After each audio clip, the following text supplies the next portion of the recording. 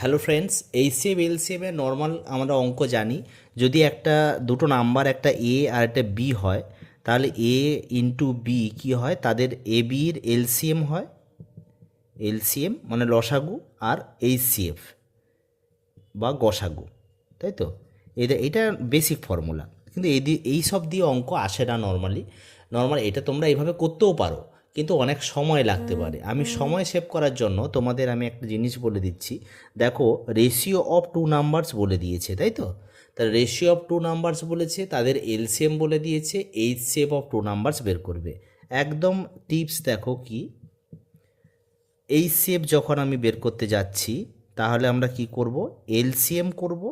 LCM যেটা আমাদের দেওয়া আছে, অলরেডি গিভেন, কত দেওয়া আছে এখানে দেখো 140 দেওয়া আছে।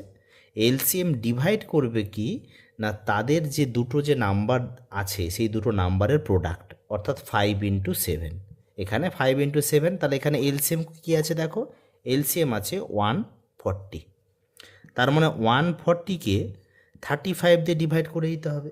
এইটা ডিভাইড করলে যা হবে, এটা তো 4-এ হয় জানো, এটা সমান 4 হয়ে যাবে। তাহলে 4 হয়ে যাবে তাদের এইচসিএফ। তাহলে আমরা যদি টিপসটা ইউজ করি, তাহলে টিপসটা আমি লিখে রাখি।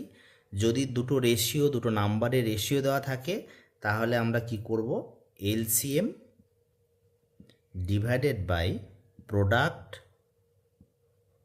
Of two terms of ratio. ঠিক আছে, এটা কিন্তু একটা লাইন, এটা একই লাইন, অর্থাৎ কিছুই না, যে যে রেশিওটা এখানে দেওয়া থাকবে সেই রেশিও দুটোর প্রোডাক্ট করে দেবো, করে এলসিএম দিয়ে ডিভাইড করে দেবো। কয়েক সেকেন্ডের মধ্যে অ্যান্সার চলে আসবে। ভালো লেগে থাকলে কমেন্ট করবে, লাইক করবে, শেয়ার করবে। Thank you very much.